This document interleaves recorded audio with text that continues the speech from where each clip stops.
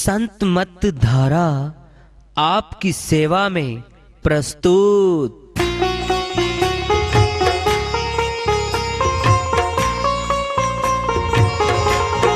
जो चाहता है प्रभु प्यारा वो आओ संत मत धारा।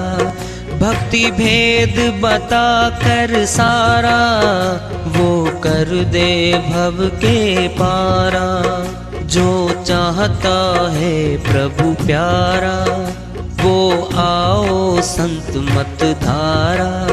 भक्ति भेद बता कर सारा वो कर दे भव के पारा। जो चाहता है प्रभु प्यारा।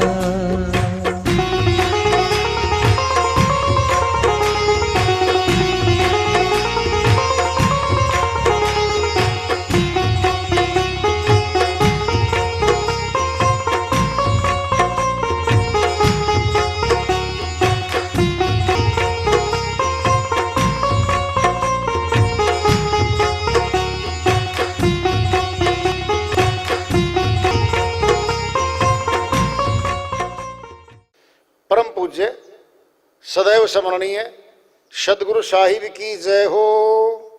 सतनाम साहिब। आदरणीय सर्व संतों की जय हो।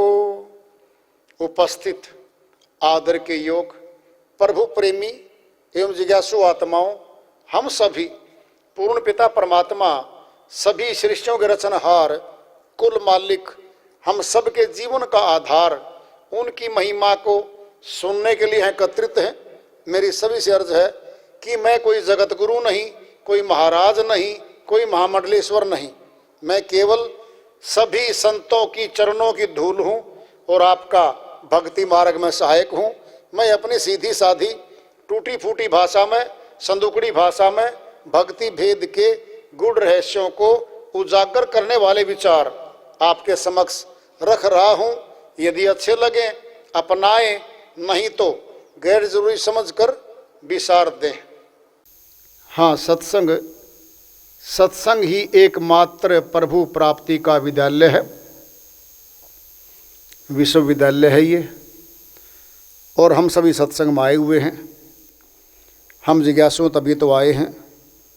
हम पिछले सत्संगों से वार्ता करते चले आ रहे हैं कि चेतावनी से प्रभु प्राप्ति की ओर इस अध्याय को, इस वार्ता को आज फिर आगे बढ़ा रहे हैं। झूठे सुख को सुख कहे मानत है मन मोद।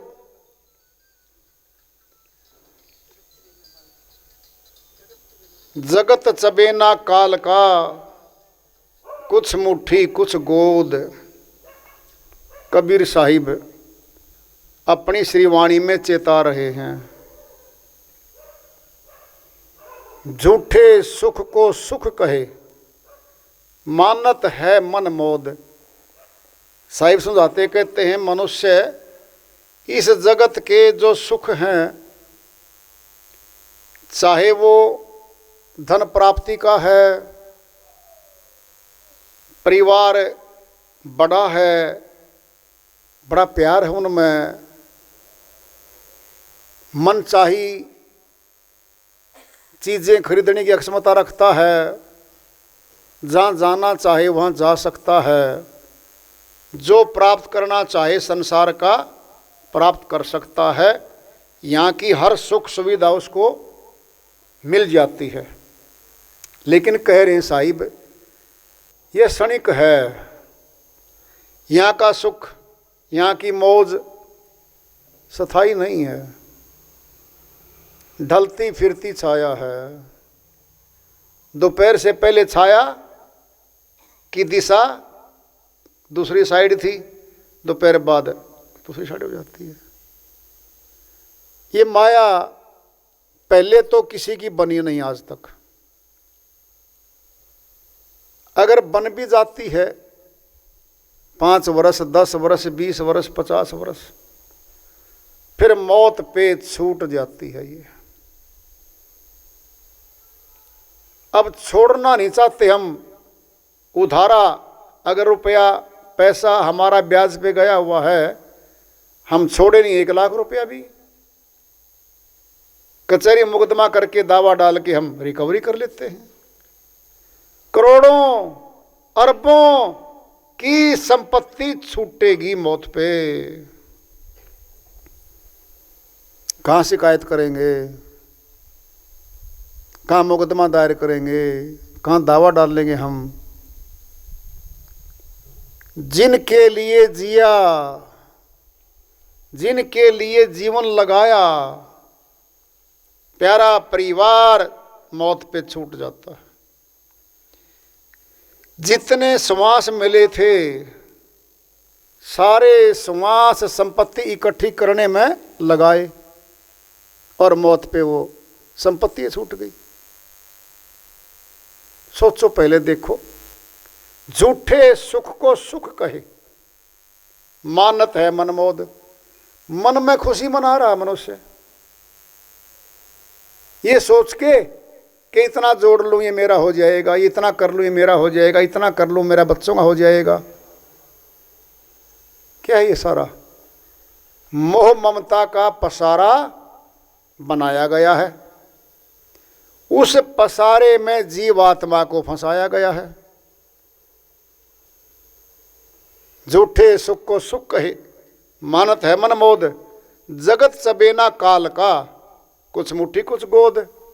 साहिब कहते हैं सारा संसार, सारी जीवात्माएं काल का ग्रास हैं, खाद्य सामग्री हैं। मनुष्य चबा चबा के कुछ दाने भून के अनाज के खाता है। चना है, मकई है, उनको भून लेता है, झोली में डालता है, एक एक दाना मुट्ठी से उठाता है, मुखड़े में फेंकता है। 3 दिशा है। झोली वाले उठाए जाएंगे, हाथ वालों का नंबर आ रहा है, जो मुखड़े में आ गए वो चबाए जा रहे हैं। साहिब कहते हैं जगत चबेना काल का, कुछ मुट्ठी कुछ गोद, कुछ झोली में पड़े हैं, नंबर आएगा। ये सारा संसार काल का चारा है। अजीबो गरीब सी बात लगती है जिसको नहीं पता इस बात का। सच्ची है ये। साहिब ने सारी बातें सच्ची बोली हैं, सब सत्य बोला है, फिर झूठ क्यों बोलेंगे वो? क्या हमें डराएंगे वो? नहीं, हमें चेता रहे हैं। और आज साहिब के निमित्त आज का एक कार्यक्रम है। सुधी दूज को साहिब ने भंडारा दिया था काशीपुरी में, अखंड भंडारा था। लाखों लाखों लोग भोजन करने आए थे वहां पे। साहिब तो झोंपड़ी में थे, दिखाने को गरीब घर में थे, जुलाहा परिवार में थे, पास तो कुछ भी नहीं था उनके। क्या योजना बनी, क्या हुआ? संक्षिप्त में सुनो। साहिब ने सत्य का प्रचार किया, सत्य भक्ति का उद्घाटन किया, सत्य भक्ति का श्री गणेश किया। और बाहरी कर्मकांड जो लोगों को फंसा के उनके श्वासों को यहां लूटा जा रहा था, उनसे बचने के उपाय साहिब ने बताए।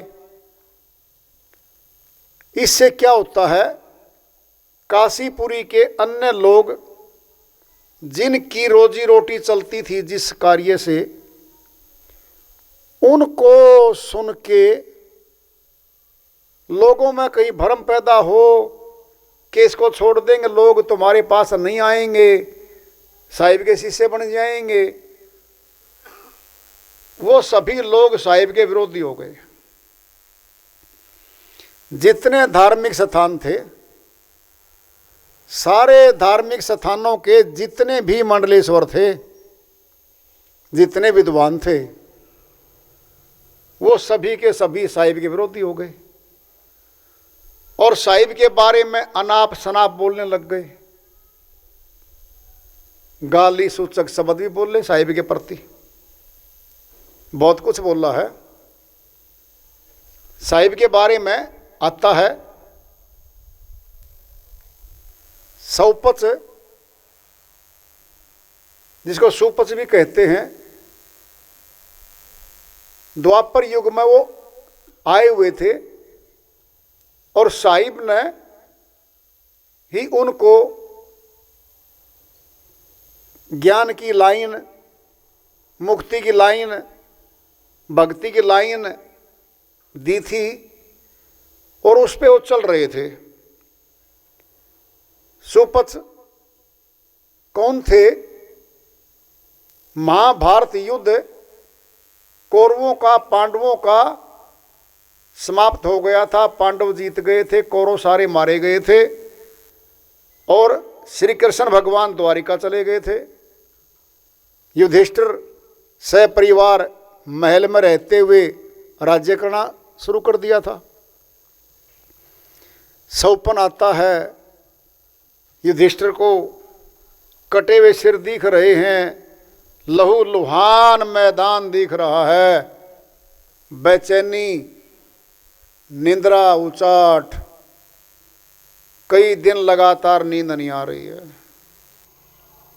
भयभीत भी हो रहा है।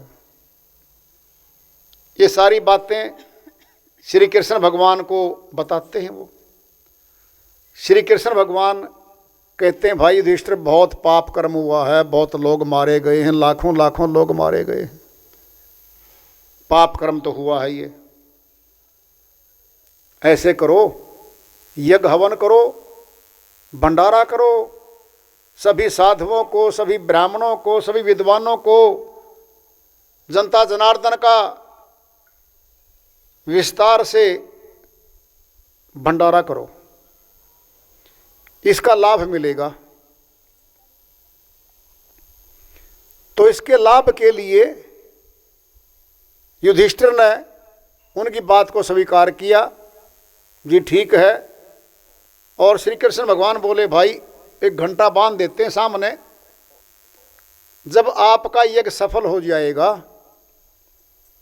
ये घंटा बजेगा, 5 बार बजेगा। अब जैसा कहा, जैसा बताया, उस यज्ञ हवन में, भंडारे में स्वयं श्री कृष्ण भगवान ने सेवा ली थी, झूठी पत्तल उठाने की सेवा ली थी। भोज हुआ, भंडारा हुआ, बहुत साधु आए, बहुत ब्राह्मण आए, बहुत पंडित आए, बहुत विद्वान आए, घंटा नहीं बजा।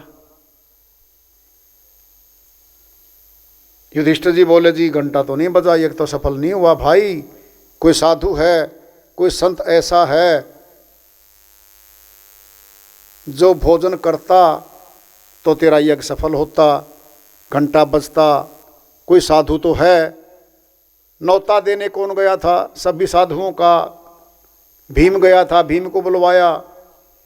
तो भीम ने कहा, जी एक साधु था सौपच नाम से, उसने कहा, भाई ऐसे ऐसे 1 करोड़ यज्ञ का दान देवे तेरा भाई राजा, तो मैं चलूं।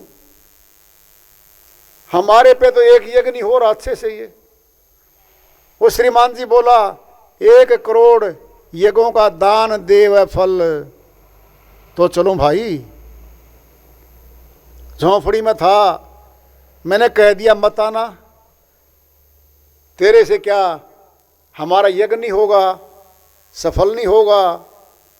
कहता वही है भाई, उसी को बुला के लेके आओ। तो जैसा बताया गया था, नीति थी श्री कृष्ण नीति तो बहुत ऊंची है, सबसे विदुर नीति है, बहुत बातें हैं। तो 5 पांडव समेत द्रौपदी तुम जाओ और ये शब्द बोल देना, भाई वाणी थी कोई। तो अब गए बुलाने, तो वो बोले जी मैं नहीं आता तुम्हारे उसमें। तो कहता जी क्यों नहीं आते? फिर वही बात बोल दी, 1 करोड़ यज्ञों का दान दो तो ऐसे ऐसों का चलूं। तो वहाँ श्री कृष्ण भगवान ने बता रखा था कि श्रीवाणी बोलनी है भाई, देखो जी हम नंगे पैर आपके पास आए हैं वहाँ से चल के, संत मिलन को चालिए तज माया अभिमान, ज्यो ज्यो पग आगे धरे कोटि यज्ञ समान। श्रीवाणी को सुन गए ये तो भाई जबरदस्त चिताया गया, इनको तो बताया गया है। कहता जी देख लो कितनी यज्ञ हो गए हैं, आपके पास आए हम तो, एक एक कदम में कोटि यज्ञों का फल मिलता है साधु के दर्शन करने में। अब देख लो, आप तो 1 करोड़ मांग रहे हो, बाकी हमारे दे दो, गिन लो। कहता ठीक है मैं चलता हूँ भाई। वो चले गए, वहाँ भोजन किया, 100 पचन, घंटा बजा, यज्ञ सफल हुआ। ये किस्सा है महाभारत युद्ध के बाद युधिष्ठिर के यज्ञ को सफल करने में 100 पच, सुपच भी कहते हैं, उनके भोजन करने से यज्ञ सफल हुआ था।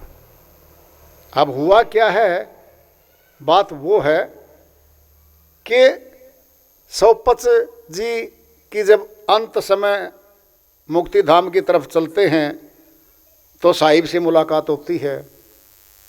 वो कहते हैं जी मैं तो चल पड़ा, लेकिन मेरे माता पिता को आप मुक्ति धाम भेज दो। तो कहा उसने काफ़ी, साहिब ने, कौन किसका माता पिता भाई यहाँ पर, तो लेने देने का नाता है, तो ये मांग क्यों करता है? पुरजोर मांग करी, जीन को तो अमरलोक सत्यलोक में जरूर भेज दो, जब चाहे भेज दो। तो वहाँ वचन देते हैं साहिब, कहता है भाई वचन देता हूँ तुझे, अब की बार नहीं भेजूंगा, भविष्य में कभी न कभी इनको मैं भेज दूंगा। तो साहिब वो तो मुक्ति धाम चले गए। इनके जो माता पिता थे वह अगले जन्म में फिर पति पत्नी बन गए। तन मनुष्य मिला, पति पत्नी बने, 100 पच की शक्ति से, भक्ति से। फिर साहिब उनको मिले, चेताया नहीं चेत पाए, फिर अगले जन्म में, फिर अगले जन्म में, फिर अगले जन्म में, चौथे जन्म में नीरू नीमा के नाम से वो आए हुए थे और काशीपुरी में आए हुए थे। तो नीरू नीमा ने जब साहिब कमल के फूल पे प्रकट हुए थे, लहर तारा तालाब पे, जल पे, कमल के फूल पे साहिब बच्चे रूप में प्रकट हुए थे। नीरू नीमा वहाँ से गुजर रहे थे, तो नीमा ने देखा कि बच्चा बड़ा सुंदर है और मैं इसको ले लूँ। नीरू ने मना किया, लोग क्या कहेंगे, किसी का पराया बच्चा उठा लिया, पता नहीं क्या क्या बातें होंगी, वो इनकार कर देते हैं। तो साहिब बच्चे रूप में बोलते हैं, पूर्व जन्म के वचन से तो ही मिला मैं आप, भक्ति संदेश सुनाऊंगा, ले चल अपने साथ। साहिब बोले, हे नीरू ले चल, वचन दिया हुआ मैंने, मैं भक्ति संदेश सुनाऊंगा। साथ लेके चले गए। तो साहिब जब काशीपुरी में प्रकट हो गए, जब से गर्भ वो जन्म दिखाया था मनुष्य का, बच्चे का, तभी से बोलना शुरू कर दिया था, भक्ति संदेश शुरू कर दिया सुनाना तभी से। तो होते हुआते चलते चलते प्रचार बढ़ता गया, चलता गया, पूरी काशीपुरी हिंदू और मुसलमान बराबर के शिष्य थे साहिब के, और जो धार्मिक ठेकेदार थे उन्होंने बहुत ज़बरदस्त विरोध किया साहिब का। तो उन्होंने योजना बनाई कि क्या किया जाए, इसकी बेइज्जती कर दें कबीर साहिब की, ये यहाँ से चला जाएगा संकोच में। तो उन्होंने इकट्ठे होकर के एक चिट्ठी भेजनी शुरू कर दी गांव गांव शहर शहर। सुधी दूज को कबीर साहिब भंडारा करेंगे भाई, यज्ञ करेंगे, और तुम सभी जीमन आइयो। साहिब को तो पता लगना ही था इस बात का, लग गया पता। रविदास जी साथे रहते थे, उनके प्रचार में जाते थे कि ये तो घोषणा कर दी धर्म के ठेकेदारों ने, झोंपड़ी में रहने वाला लाखों लाखों लोग आएंगे, भंडारे बहुत भारी खर्चा होगा, कहां से आएगा भाई, इंतजाम हो नहीं सकेगा। ये संकोच में, शर्म के उसमें ये चला जाएगा यहां से। ये सुधी दूज को भंडारे की घोषणा कर दी उन लोगों ने। अब उसी के निमित्त भाई आज सुधी दूज है, और उन्हीं के निमित्त है। अब साहिब ने अपनी श्रीवाणी में कुछ अच्छा बोला है, बहुत कुछ बोला है, बड़ा भेद बताया है इस बात का। तो साहिब ने काफ़ी कुछ कहा हुआ है। कबीर साहिब की श्रीवाणी आ रही है, भजन के माध्यम से है, उसको लेते हैं। साहिब अपनी श्रीवाणी में फरमाते हैं, सतगुरु के बिना कौन बंधावे मारी धीर। सतगुरु के बिना कौन बंधावे मारी धीर, दौड़ बंधावे मारी धीर। दाता के बिना कौन बंधावे मारी धीर। काशीपुरी के वासी पंडित लिख लिख भेजें चीर। काशीपुरी के वासी पंडित लिख लिख भेजे चीर। सुधी दूज को जीमन आइयो, सुधी दूज को जीमन आइयो। यज्ञ तो रची है कबीर, यज्ञ तो रची है कबीर। सतगुरु के बिना कौन बंधावे मारी धीर, कौन बंधावे मारी धीर। दाता के बिना कौन बंधावे मारी धीर। साहूकार से नहीं बतलाया न कोई तन का वीर। साहूकार से नहीं बतलाया ना कोई तन का वीर। पैसा धेला पास नहीं था, पैसा धेला पास नहीं था। पड़ी थी भगत पर भीड़, पड़ी थी भगत पर भीड़। सतगुरु के बिना कौन बंधावे मारी धीर, कौन बंधावे मारी धीर। दाता के बिना कौन बंधावे मारी धीर। आपे हरि बंजारा बन गए, आपे बने कबीर। आपे हरि बंजारा बन गए, आपे बने कबीर।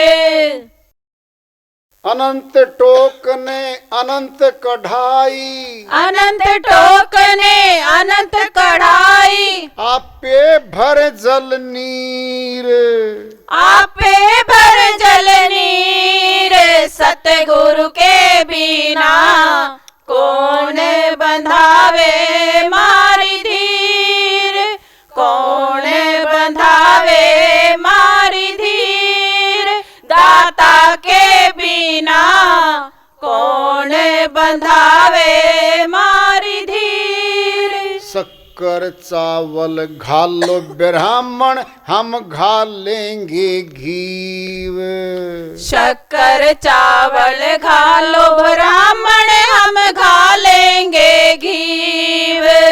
कहे कबीर सुनो भाई साधो, कहे कबीर सुनो भाई साधो, संतों की सुध लीन, संतों की सुध लीन, सतगुरु के बिना कौन बंधावे मारी धीर, कौन बंधावे मारी धीर, दाता के बिना कौन बंधावे मारी धीर। साहिब की श्रीवाणी आई है, उन्हीं की दया से मेहर से इसको सरल करते हैं, इसका अनुवाद कर लेते हैं। सतगुरु के बिना कौन बंधावा हमारी धीर, हमारा सहायक कौन होगा। सतगुरु के बिना कौन हमारी सहायता करने वाला होगा भाई। साहिब कह रहे हैं, काशीपुरी के वासी पंडित लिख लिख भेजे चीर, चीर मैंने चिट्ठी,